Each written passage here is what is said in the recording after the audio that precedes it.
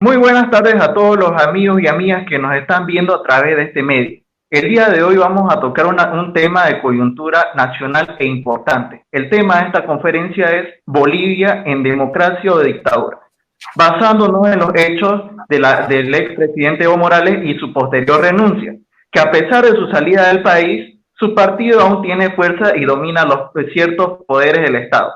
Vamos a tener como disertante al señor Carlos Sánchez Berzaín. Realizó sus estudios en la Universidad de Mayor de San Simón. Es abogado, catedrático, estadista que ha sido perseguido y exiliado político.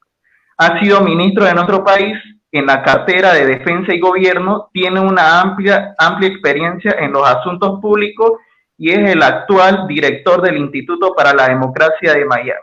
Antes de cederle la palabra al doctor, le voy a ceder la palabra al coordinador de Mejoremos, Alan. Gracias, Adrián. Gracias, doctor Carlos Sánchez Berzaín, por acceder a la conferencia. La verdad que es grato para nosotros tenerlo. Le mando un gran saludo hasta los Estados Unidos. Y bueno, le agradezco por estar esta tarde aquí, ¿no? Y con nosotros. Agradecerle a toda la gente que se conecta.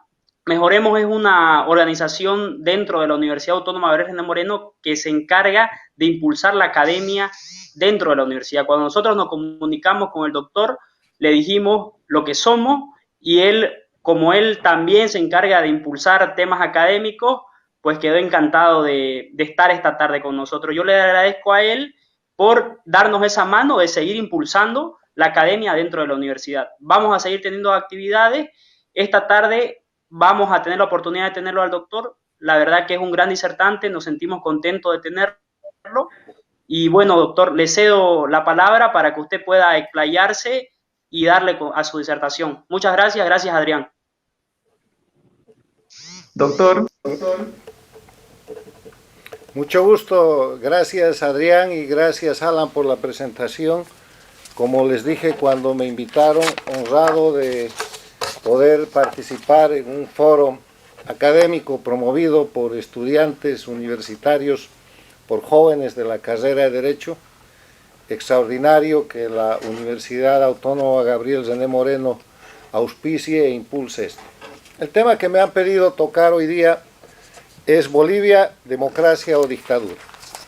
Para eso vamos a hacer un planteamiento, primero de exponer un marco teórico, después voy a exponer un marco referencial histórico, que ha de tocar dos puntos, un poco de historia de nuestro país que ustedes conocen, donde simplemente voy a hacer recordatorios puntuales, y la historia del siglo XXI en las Américas, en la región, para entrar en el tema, en base a ese marco teórico y referencial, explicando luego el tema de la situación de nuestro país, de Bolivia, la transición a la democracia, qué es lo que yo creo que se debe hacer, y finalizaré esta charla dando mi opinión sobre lo que creo que Bolivia merece y lo que quieren los bolivianos en esta situación tan delicada.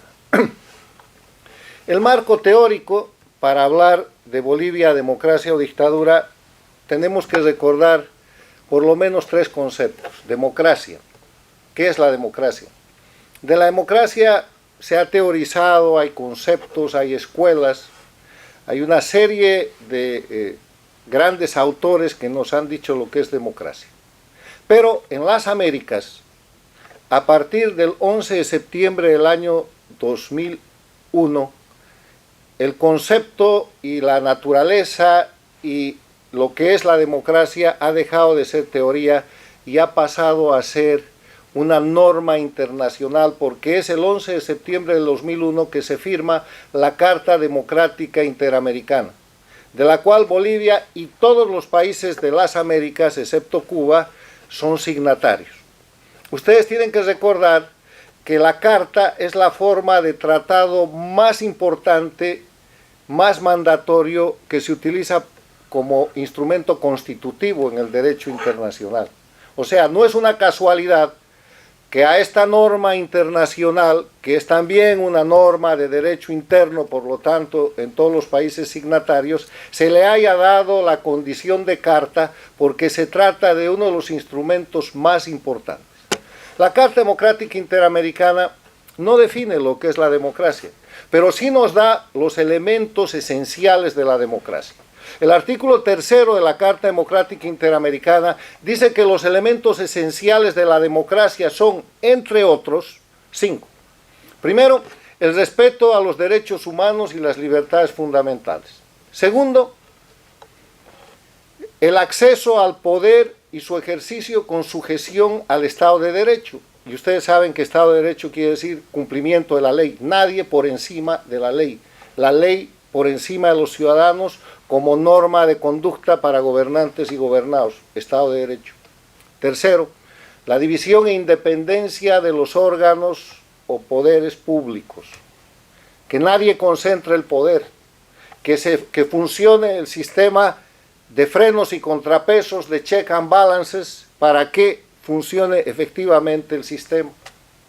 Cuarto, las elecciones libres, limpias y justas, celebradas periódicamente en base al sufragio universal secreto como base de la expresión de la soberanía popular.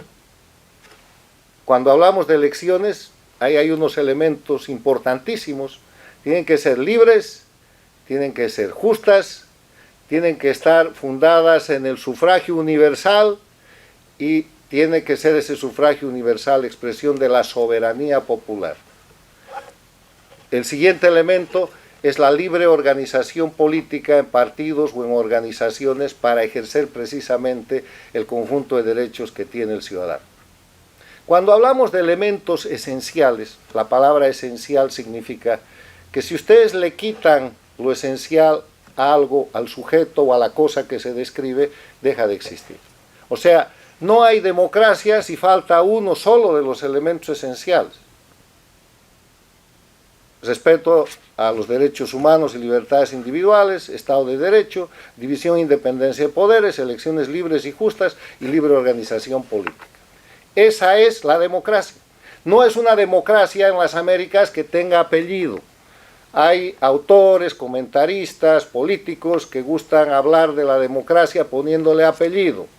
La democracia liberal, la democracia iliberal, la democracia, y poniéndole apellido, utilizan la palabra democracia para disfrazar las dictaduras.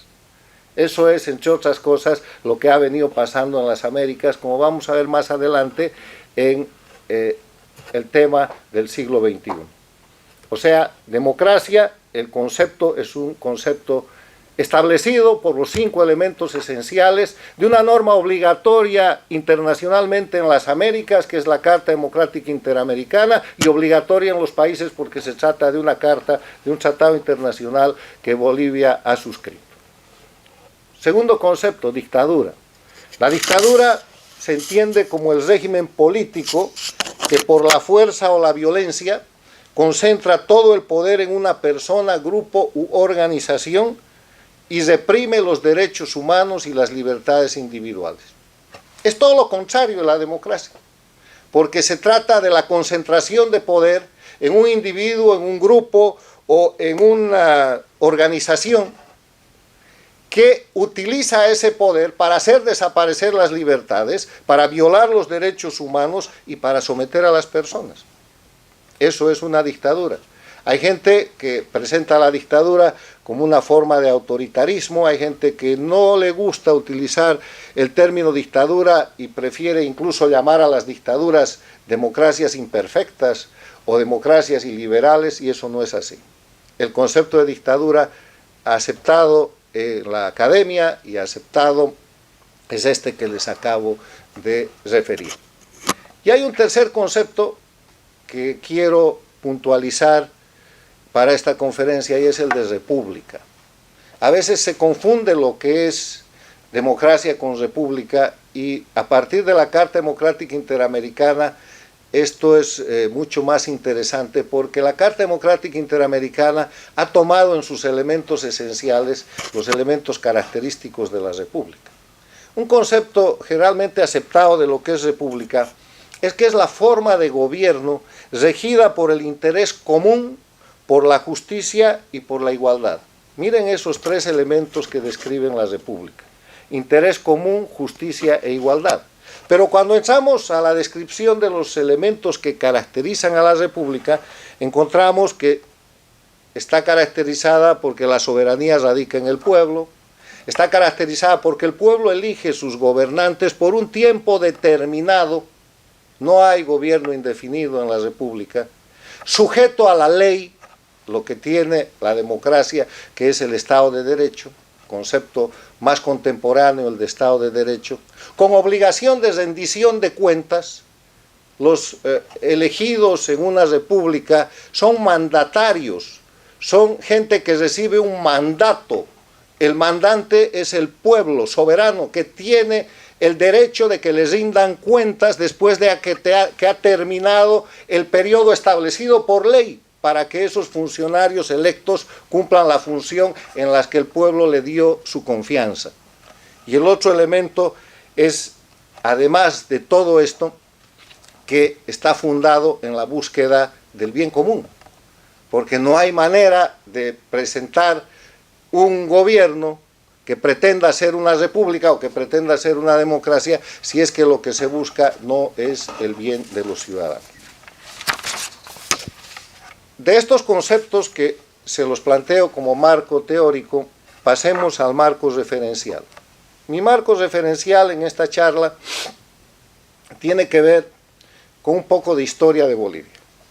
Y la historia de Bolivia no empieza con Evo Morales, como nos han querido hacer creer a los bolivianos. La historia de Bolivia no empieza con la creación del Estado plurinacional, que es el instrumento maravilloso con el cual se decretó la igualdad en Bolivia y se estableció una dinámica de un nuevo país, de un nuevo Estado. Mentira. Para ir a la parte histórica de la nación boliviana, para ir a la parte contemporánea que todos los jóvenes de Bolivia tienen que conocer, por lo menos tenemos que retrotraernos a la guerra del Chaco con el Paraguay, que genera una ebullición en el pensamiento del pueblo boliviano, cuyos ciudadanos convertidos en soldados se encuentran en el Chaco y descubren que eran diferentes. Descubren que el soldado del altiplano era diferente al del valle, que era diferente al del Chaco, que los tres eran diferentes a los del oriente boliviano, los Cambas, Santa Cruz, de Beni, pero que todos eran bolivianos. Y se forja en la guerra del Chaco ese sentido de la necesidad de formar la nación boliviana. Esa necesidad de esa integración humana que produce en un país en ese momento totalmente desconectado geográficamente, desconectado culturalmente, desconectado social y sociológicamente, el encuentro que produce la guerra del Chaco se va generando primero en una organización que se llama RADEPA, Razón de Patria, formada por los militares bolivianos que buscaban un sentido nacionalista, y después por la creación de partidos políticos, entre ellos el Movimiento Nacionalista Revolucionario, cuyo objetivo principal es la liberación del pueblo boliviano y la construcción de la nación boliviana. Y así llega la revolución de 1952, el 9 de abril de 1952, con la que muchos bolivianos pueden estar de acuerdo y otros no, pero esa revolución le deja a Bolivia 4 cosas importantes en el marco de lo que es la búsqueda de la construcción de la nación boliviana a través de la alianza de clases. El concepto general de la revolución de 1952 es oponerse al marxismo que planteaba la lucha de clases, plantea la alianza de clases, porque considera que el pueblo boliviano tiene que unirse, tiene que conocerse y tiene que buscar construir a través de diversas formas de alianza la nación boliviana. En ese momento no había nación boliviana como unidad social y política asentada en un territorio determinado. Y para construir la nación boliviana, la Revolución Nacional deja 4 grandes medidas que son las que marcan la historia de Bolivia hasta nuestros días. Primero, el voto universal. El voto universal, ¿qué hace? Hace que todos los bolivianos seamos ciudadanos. Establece básicamente la igualdad. Si todos somos capaces de votar, todos somos ciudadanos y todos somos iguales. Y les quiero dar la mala noticia de que ese voto universal no existe ya en Bolivia, como veremos más adelante, por mandato de la usurpadora constitución que llaman del Estado plurinacional. Primero, el voto universal, cuya consecuencia es hacer ciudadanos a los bolivianos, iguales. Segundo elemento, la reforma agraria. Más allá de lo que se diga de la reforma agraria, el concepto político y social es hacer a los bolivianos propietarios. La reforma agraria hace del pueblo boliviano propietario. A ese indígena, a ese indio, a ese boliviano marginado del área rural, al que lo convierte en ciudadano con el voto universal, lo vuelve propietario con la reforma agraria, con un título que le da derecho propietario sobre la tierra que cultiva. El tercer elemento es el de la nacionalización de las minas, el más criticado, que en ese momento da independencia económica al país. El cuarto elemento es la reforma educativa. ¿Qué da la reforma educativa?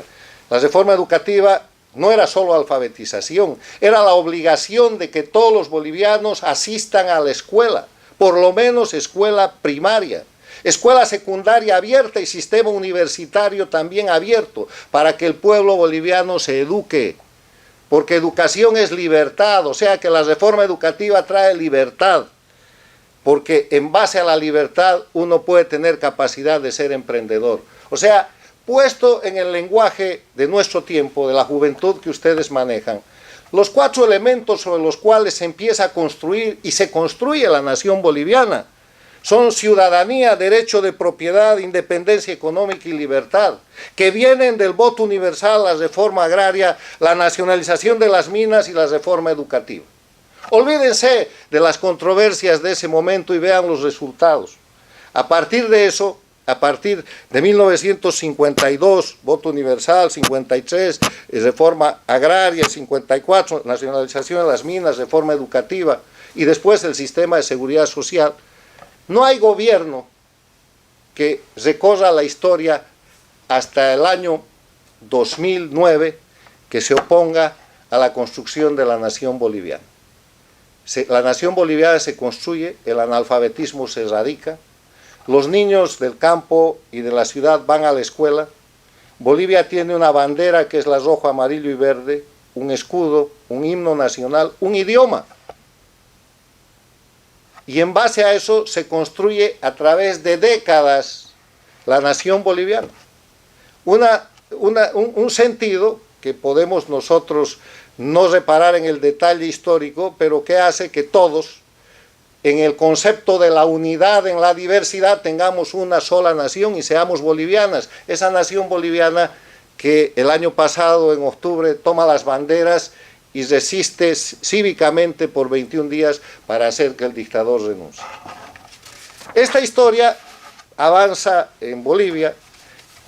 Hay dictaduras militares en la década de los 70, el año 1982 retorna a la democracia, hay una crisis por hiperinflación, el país está ocupado por sectores del narcotráfico, un narcotráfico de élite, la historia en ese punto está marcada por narcotraficantes como Roberto Suárez y su grupo, de reconocimiento y de señalamiento internacional. Es tan grande la crisis que el presidente Siles Suazo tiene que acortar por un año su mandato. Bolivia llega al 25.000% de hiperinflación, que supera en ese momento la histórica hiperinflación de la Alemania en la Segunda Guerra Mundial. Hoy día Venezuela ha superado la hiperinflación de Bolivia del 82 al 85.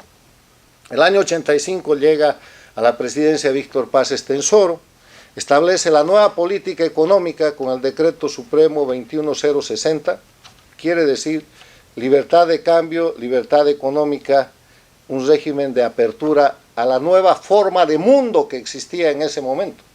A Paz Estenssoro le preguntan en ese tiempo, ¿por qué usted, que hacía nacionalización de las minas en la época del 50, Ahora, en el año 85, impone una nueva política económica que se llamó neoliberal, de apertura de mercados, de libre empresa. ¿Usted ha cambiado?, le dijeron, y él respondió, no, no he cambiado yo, ha cambiado el mundo, y el país tiene que cambiar. Y así, efectivamente, el mundo del 85 se estaba encaminando a lo que hoy conocemos como globalización, porque los países que no cambian con el mundo corren el riesgo de perecer o el riesgo de pasarla muy mal. Avanza el gobierno, el año 89, en pleno sistema democrático, llega a la presidencia Jaime Paz Zamora, el año 93 llega a la presidencia Gonzalo Sánchez Lozada, sistema democrático en funcionamiento, un sistema de elección popular con segunda vuelta en el Congreso, con acuerdos políticos que son parte del sistema democrático. En el gobierno, el primer gobierno del presidente Sánchez Lozada, por acuerdo de consenso, en base a una ley de necesidad de la reforma aprobada en el gobierno del presidente Jaime Paz Zamora, se reforma la Constitución en el año 94, y entre las reformas importantes está la ciudadanía a los 18 años, porque hasta entonces era a los 21, está el sistema de ampliar los derechos de los ciudadanos, el sistema de garantizar libertades, está el tema de la organización municipal, que se estructurará con la Ley de Participación Popular, que es un sistema por el cual se produce una descentralización efectiva a los municipios. Hay una serie de avances importantes que marcan un perfeccionamiento de la democracia. Pero Bolivia estaba acosada por el tema del narcotráfico. El año 90, a fines de la década de los 80, como resultado de la migración de los mineros o ex trabajadores mineros de las zonas del altiplano, Oruro, Potosí, se establece en la zona del trópico de Cochabamba un conjunto de incipientes sindicatos productores de coca, coca ilegal. La coca se convierte en cocaína, aparece el líder de las llamados en ese momento sindicatos cocaleros, y empiezan con lo que saben hacer, bloqueos de caminos, manifestaciones, agresiones, ya en el gobierno de Paz Zamora. Eso sigue en el gobierno de Sánchez Lozada. Sánchez Lozada hace un conjunto de medidas que forman parte de la tercera generación de medidas de la Revolución Nacional, simplemente las voy a citar: participación popular, reforma educativa, capitalización social, bono sol. Las dos grandes medidas del gobierno de Paz Extensor del 85 al 89 fueron la nueva política económica, pero también la lucha contra el narcotráfico. La nueva política económica está marcada por el Decreto Supremo 21060, pero la lucha contra el narcotráfico está marcada por la Ley 1008, una ley que establece que la lucha contra el narcotráfico es una política de Estado en Bolivia, que está fundada en 4 pilares: prevención para evitar que la juventud y los ciudadanos bolivianos consuman droga; interdicción para luchar contra los traficantes y productores de cocaína; erradicación de la coca ilegal para que no haya materia prima; y desarrollo alternativo para que quienes estén cultivando coca ilegal puedan acceder a cultivos legales y actividades legales, dejando el cultivo de la coca ilegal.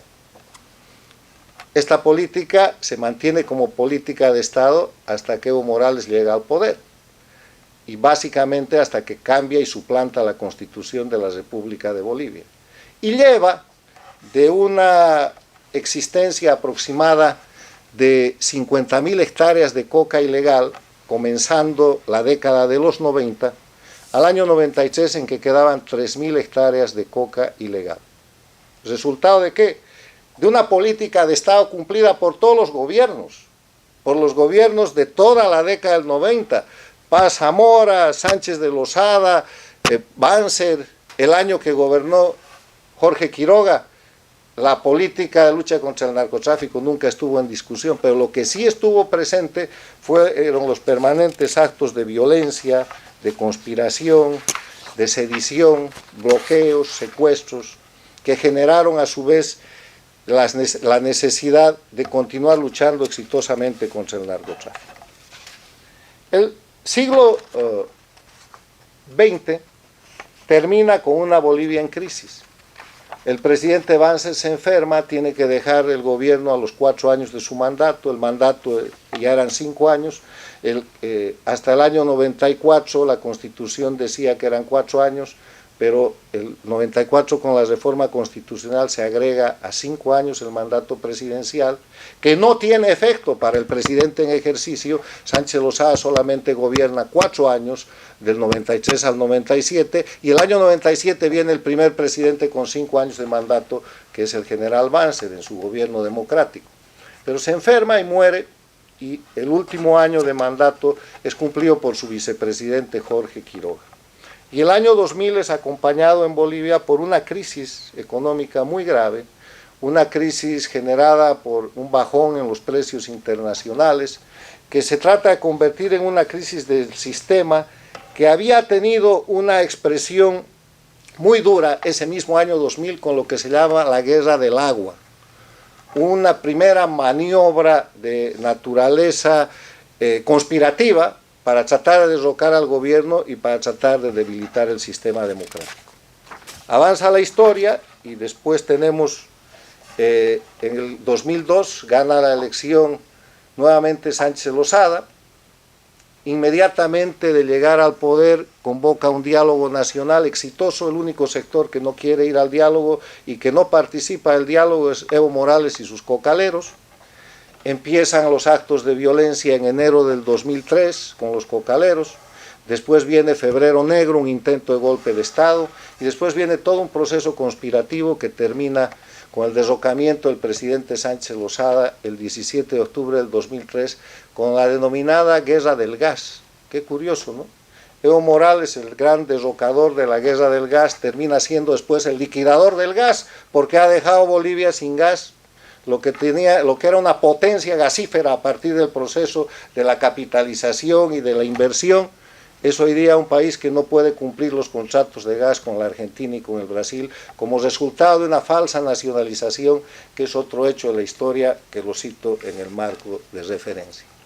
Cada uno de estos hechos históricos que he citado podrían ser objeto de una conferencia, pero llega Evo Morales al gobierno después de generar una crisis en el sistema. Derrocan a Sánchez Lozada en octubre, Mesa se hace cargo como vicepresidente, Evo Morales repite contra Mesa los sistemas de presión, huelgas, bloqueos, muertos. Mesa renuncia, pero renuncia en un pacto con el cual impide la sucesión legal constitucional, porque bloquean al presidente de la Cámara de Senadores y al presidente de la Cámara de Diputados, los sacan de la línea de sucesión. Ormando Bacadíes no puede ser presidente de Bolivia como le hubiera correspondido, y es presidente por 6 meses, interinamente, el presidente de la Corte Suprema de Justicia, Rodríguez Belché, y después de eso, con todo el terreno preparado, llega Evo Morales a la presidencia, pero llega a la presidencia asumiendo el mandato en enero del 2006, por una presidencia por 5 años sin derecho a reelección continua, en el marco de lo que es la constitución política de la República de Bolivia. ¿Y qué es lo que hace Evo Morales? Evo Morales pone en marcha algo que ya había estado preparando después del derrocamiento de octubre del 2003. Apenas se produce el derrocamiento, el presidente que se queda de presidente, Carlos Mesa, junto con los derrocadores, se reúnen en el Alto y firman la denominada Agenda de Octubre. Ahora está muy oculta la Agenda de Octubre, pero hay que desenterrarla como hecho histórico. La Agenda de Octubre establece Asamblea Constituyente, nacionalización de hidrocarburos, juicio contra los miembros del gobierno derrocado, y después establecen la amnistía contra quienes habían derrocado el gobierno, y Mesa firma 2 decretos supremos hasta ahora vigentes, por los cuales los derrocadores, Evo Morales, Felipe Quispe y todo el sistema, quedan bajo amnistía, quedando excluidos de todo eso que habían empezado con sedición y conspiración. Es otra historia, la dejo ahí, pero siguen beneficiados de amnistía, y solamente hago el apunte que ustedes, como hombres de leyes, como estudiantes de derecho, saben que amnistía es perdón, y que no se perdona a inocentes. O sea, el solo hecho de aceptar Que te den amnistía es aceptar que primero has tenido que tener culpabilidad y cometer delito, y eso demuestra la naturaleza intrínseca del derrocamiento de octubre del 2003. Avanza la historia, llega Evo Morales a presidente el 2006 y había preparado, en base a esa agenda de octubre, la existencia de una asamblea constituyente que se produce con una falsificación de una ley de reforma constitucional que se hace en el 2004, que yo invito a ustedes a que la estudien. Se introduce en la reforma constitucional un artículo que no estaba en la ley de necesidad y que además estaba expresamente prohibido, y está expresamente prohibido por el artículo 230 y siguientes de la Constitución de la República, que dice que la reforma de la Constitución de la República de Bolivia solo puede ser parcial, por medio de modificaciones o enmiendas, no hay reforma total. Y lo que hacen con la falsificación de la ley de reforma del 2004 es poner la reforma total de la Constitución por vía de asamblea constituyente que dice se regirá por ley especial. Entonces Evo llega al gobierno y convoca a asamblea constituyente con ley especial, con el control que tenía del Congreso de la República en ese momento. Con esa ley especial, después de masacres, después del año en que se agota el mandato de la constituyente, traslada masacre de la Calancha de por medio, la constituyente de Sucre a un cuartel de Oruro, y del cuartel de Oruro los constituyentes mandan el texto constitucional, pero no es esa la constitución del Estado plurinacional. El Congreso ordinario hace una ley que dice que, atribuyéndose la soberanía del pueblo, van a interpretar el texto de la Asamblea Constituyente y lo van a modificar, y así lo hacen. Pero quienes en efecto modifican eso son dos abogados del partido Podemos de España, que en ese momento operaban como abogados contratados por Cuba y Venezuela, por Castro y por Chávez, que con un grupo de acólitos locales hacen una constitución en la cual se pone la reelección continua, en la cual se liquida el sufragio universal porque se hace desaparecer la igualdad, y en la cual se establece el principio de liquidación de la nación boliviana, porque proclaman 36 naciones a efecto de cumplir el mandato y la consigna política del castrochavismo, del Foro de Sao Paulo, que es la multiplicación de los ejes de confrontación, para poder establecer constitucionalmente la confrontación regional. Establecen 36 naciones, para poder establecer constitucionalmente la destrucción de la nación boliviana. Establecen 36 naciones, y marcan ahí la división del pueblo boliviano en grupos, en sectas, en cuasiculturas, en falsos grupos que les sirven para llevar adelante una gestión absolutamente dictatorial, copia de Cuba, de Venezuela, establecida en Nicaragua y ejecutada a partir de entonces en Bolivia. El resto de la historia es más fresca para ustedes. Evo Morales se perpetúa en el poder, aprovecha un momento de boom económico para liquidar lo que pudo haber sido una gran riqueza de Bolivia, termina con la riqueza del gas, convierte a Bolivia en narcoestado, lleva adelante un proceso en el cual hoy día no se sabe cuál es la deuda externa ni cuánto es la deuda interna de Bolivia, deja un país que tiene déficit en la balanza comercial. Bolivia importa más de lo que exporta hoy día, liquida los sectores privados productivos, estatiza un país, centraliza el país, controla todos los poderes del Estado, hace desaparecer el Estado de Derecho, un país con presos políticos, que utiliza el sistema judicial para perseguir a la gente, como los casos de terrorismo 1, terrorismo 2 y decenas más en el país, con exiliados políticos, establece una dictadura en todas las reglas, una dictadura castrochavista. Viene el referéndum del 2016, para buscar prorrogarse indefinidamente, como lo había hecho Chávez en Venezuela, y Bolivia le dice no, el 21F. Entonces decide desconocer, Bolivia dijo no, hace prevaricar 2 veces a su Tribunal Constitucional, que sigue en funciones, lleva adelante el año 2018 el gran fraude sobre el tema de la recuperación del mar en Bolivia, en complicidad con muchos opositores funcionales, engañan al país con una falsa demanda, gastan millones y pierden segunda por segunda vez y ojalá no definitivamente la soberanía y el libre acceso soberano de Bolivia al mar. El 2019 produce el ecocidio del Amazonas y el fraude electoral, y el pueblo boliviano en resistencia civil logra su renuncia. Pero a partir de eso, y termino con esto, el marco de la referencia histórica, viene el concepto de que salió el dictador y debió empezar en noviembre del año pasado un proceso de transición.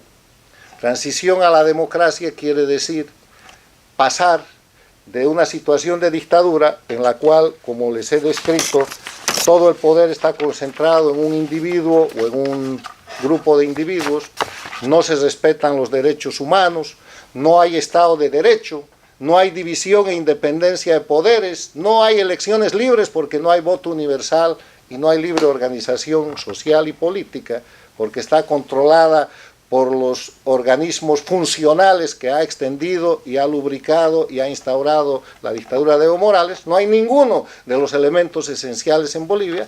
Entonces la transición consiste en llevar a Bolivia al proceso paulatino de recuperación de esos elementos esenciales.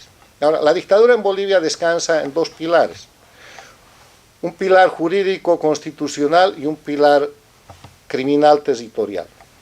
El pilar jurídico constitucional está dado por la constitución espúrea, falsificada, castrochavista del Estado plurinacional, que se aprueba en el marco de un arreglo político con la oposición de ese momento, porque en ese momento, el 2008-2009, el Senado de la República de 27 miembros estaba controlado por la oposición con 14 miembros.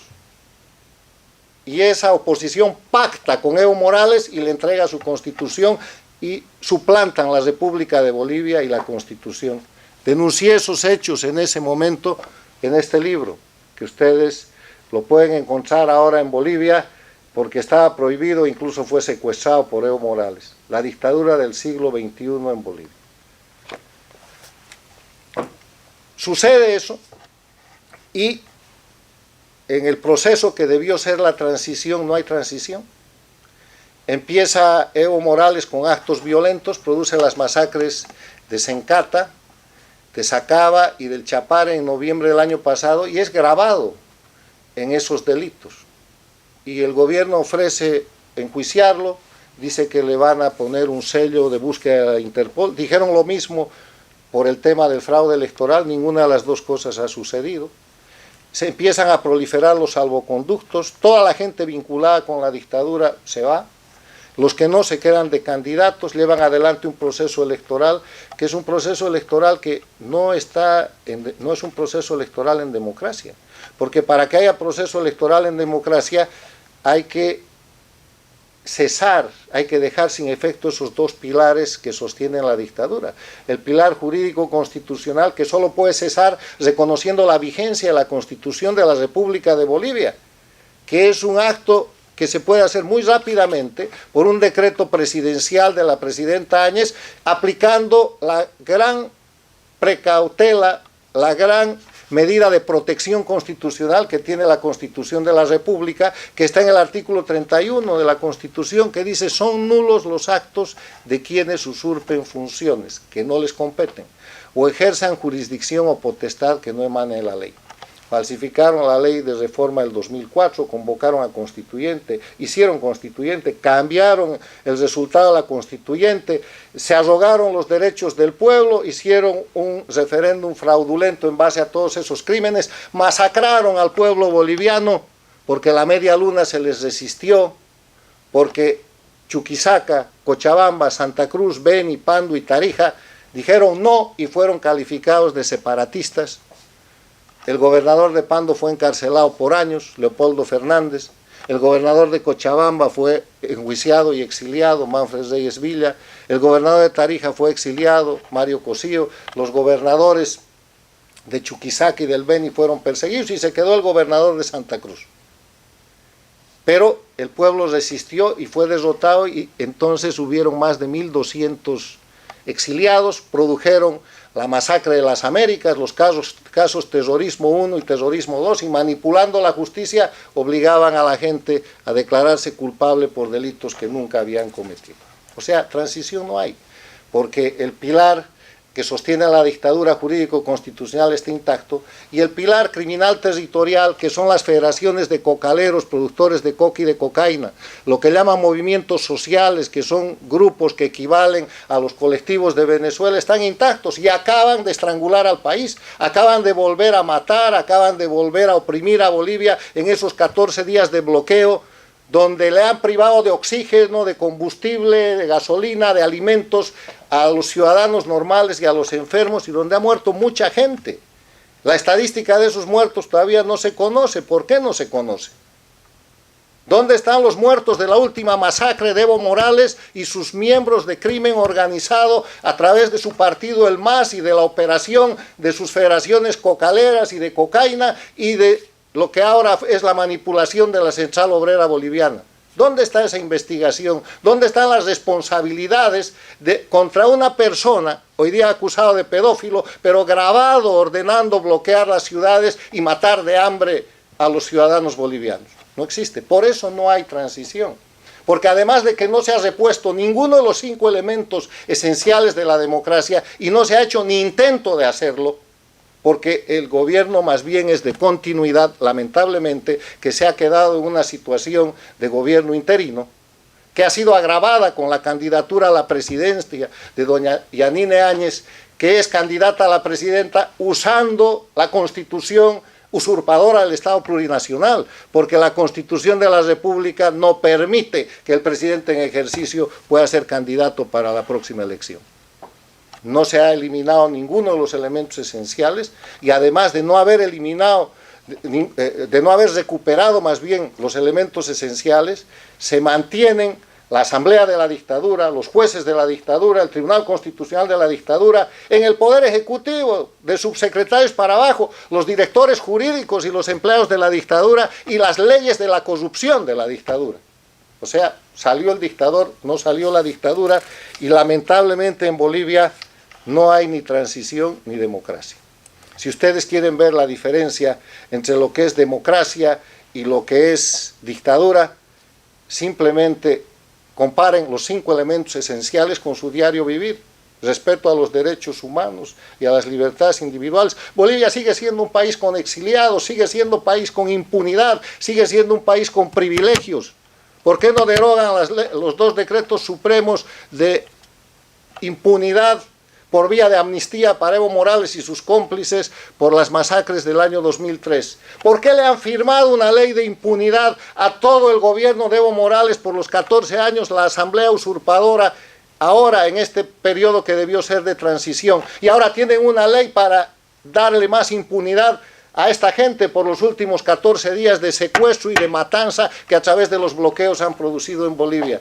Eso no es respeto a los derechos humanos, menos es vigencia del Estado de Derecho, porque cuando rige una ley usurpadora como falsa ley fundamental, como la Constitución del Estado plurinacional, no puede haber Estado de Derecho mientras no se restituya a la República.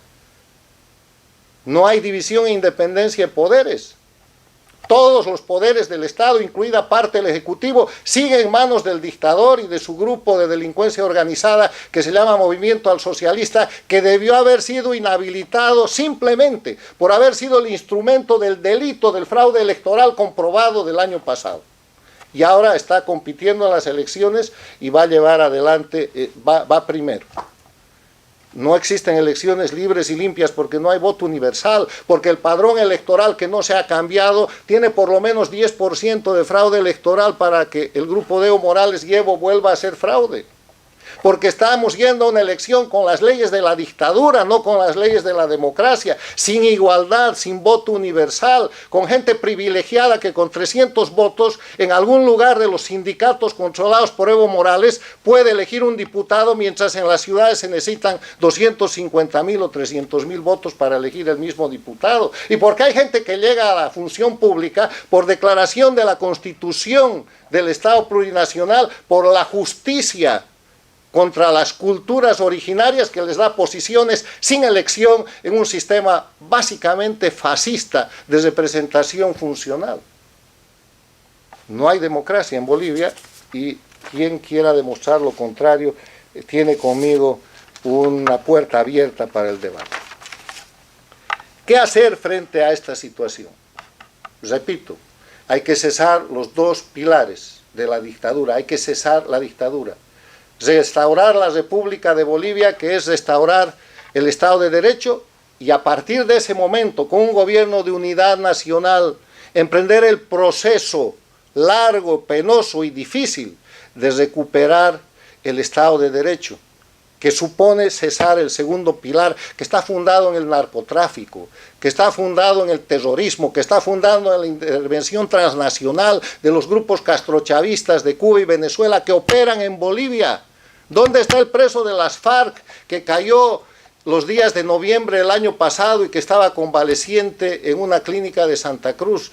Ha sido procesado, está preso, se conoce del juicio, quiénes eran sus cómplices, qué ha declarado. Hay que restaurar el Estado de Derecho para que en el marco del debido proceso legal el pueblo boliviano tenga derecho a la seguridad y deje de ser rehén de un grupo de delincuentes que han tomado el poder y que siguen detentando el poder. Con esta explicación quiero terminar esta conferencia dando un brevísimo resumen de lo que yo creo que Bolivia merece y lo que los bolivianos quieren. Establecida la distinción tan clara entre democracia y dictadura, los bolivianos queremos democracia, pero no tenemos democracia. Los bolivianos queremos democracia bajo la forma de organización de república, porque de nuevo la república es la forma de gobierno regida por el interés común, la justicia y la igualdad. Queremos democracia con esos 5 elementos esenciales. Y cuando tengamos república, entonces el país debe avanzar a lo que Bolivia está reclamando. Bolivia tiene que ser una república federal bajo un sistema parlamentario. República federal para fortalecer la unidad nacional, no para dividirla. Para que todas las regiones tengan más que autonomía, organización federal que permita que funcione la ecuación de autoridad con responsabilidad. La federalización de Bolivia es una necesidad histórica para unir el país, porque con las crisis que vienen, con la situación que tenemos, si se sigue manteniendo el unitarismo, es mucho más fácil que Bolivia explote a que Bolivia se mantenga unida. Y el sistema de organización bajo un gobierno parlamentario es vital. Es vital porque el sistema de gobierno presidencialista, unitario, representativo, el sistema que ha impuesto la dictadura, es un sistema que se presta para este tipo de violaciones. En el sistema parlamentarista se eligen a los parlamentarios eligen el jefe de gobierno, no el jefe de Estado, que es elegido por el pueblo por un periodo determinado, y el jefe de gobierno se mantiene en esa condición mientras tiene mayoría. Cae cuando es malo y se queda mucho tiempo cuando es bueno. El parlamentarismo no permite dictaduras. Les doy el ejemplo, Berlusconi en Italia gobernó Italia 20 años, nunca nadie le ha dicho que era un dictador. La primera ministra de Alemania actualmente, Merkel, ha pasado los 10, 12 años, está ahí, tiene mayoría. El año pasado en Italia han habido más de 6 cambios de gobierno por inestabilidad. ¿Quién lo ha notado? Nadie. Eso no se llama golpe de Estado. Porque el parlamentarismo permite el acuerdo político, permite la múltiple participación de decenas de partidos políticos si quieren, no tienen que tener 2 o 3 partidos como sería lo propio del presidencialismo, y porque además Bolivia ya es parlamentarista, porque todo el sistema municipal de la participación popular lo hicimos por el sistema parlamentario. O sea, hay una gran experiencia en el tema y lo único que hay que hacer es ampliarlo al nivel nacional. Termino agradeciéndoles y diciendo que espero poder contribuir a que con este refrescamiento de la historia puedan ustedes, los jóvenes, corregir los hechos, recuperar la república y proyectar Bolivia hacia una república federal y parlamentaria, que es lo que creo que Bolivia se merece antes de cumplir los 200 años o los 2 siglos de su existencia. Muchas gracias. Muchísimas gracias, doctor, por la exposición que acaba de brindarnos. La verdad que es bueno abrir este tipo de espacios para justamente tocar puntos que son de importancia en general, ¿no es cierto? Le agradezco al nombre de la agrupación y recalcar que el grupo Mejoremos UASRM lo que hace es impulsar la academia independientemente de los colores políticos. A nosotros lo que nos interesa es impulsar la academia y personas que sean académicas, independientemente de dónde pertenezcan o hayan pertenecido, nosotros las invitamos para que ellos puedan dar disertaciones. Con esa explicación, con esa aclaratoria, le agradezco, doctor, encarecidamente por la predisposición que usted tuvo y al Instituto Interamericano para la Democracia. La verdad que nos apoyaron bastante con la difusión de la transmisión, entonces yo quiero agradecerle a usted como el director y a la organización en general, ¿no? Doctor, algunas palabras que quisiera darnos para ya ir despidiéndonos. Sí, muchas gracias. Decir simplemente que esta exposición que yo he hecho recoge la historia. Las menciones a la Revolución Nacional, a los gobiernos, no tienen nada que ver con mi posición o participación en la política de Bolivia, porque además en este momento yo creo que lo que Bolivia necesita es unidad. El eje de confrontación que se disputa en este momento de la historia en Bolivia no es partidista, no es de derecha y de izquierda, porque el MAS no es izquierda, el MAS es crimen organizado que representa el narcotráfico y el narcoestado, eso no tiene nada de izquierda, porque tampoco hay derecha. ¿Quién es derecha? Mesa, Camacho, Yanine, no. El eje de confrontación no es derecha-izquierda y ni siquiera es ideológico. ¿Qué están presentándole hoy día a los candidatos al pueblo de Bolivia en función de ideología? No hay. El eje de confrontación hoy día en Bolivia es la libertad, la democracia y la república versus la dictadura, el narcoestado y el crimen organizado. Y en esos dos bloques no hay un grupo intermedio, no hay una zona gris. No hay que yo estoy, sí, con el MAS, pero que me gusta la república, pero que a mí me gusta la libertad, pero es importante la coca, no. La libertad, la democracia, la república debería tener unidos a toda la gente que cree en eso. Y la gente que no está ahí está automáticamente alineada en el narcoestado, la dictadura y el crimen organizado. Ese es el eje de confrontación. No se dejen confundir con discursos de derecha e izquierda, discursos regionales, discursos étnicos, discursos de nacionalidades, que los quechuas, que los aymaras, que los cambas. ¡Mentira! Se construyó la nación boliviana por décadas y la han tratado de destruir y no han podido. Y el triunfo de la nación boliviana se ha visto en octubre y noviembre del año pasado. Evo Morales ha salido corriendo frente a las banderas bolivianas movilizadas por cambas, collas, orureños, altiplánicos, todos somos bolivianos.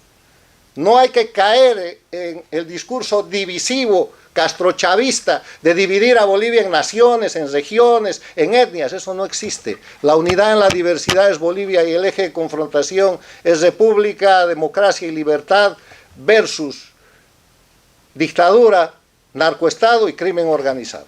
Ese es el mensaje que les dejo para que lo elaboren. Si ustedes creen que hay otro eje de confrontación, me gustaría saberlo.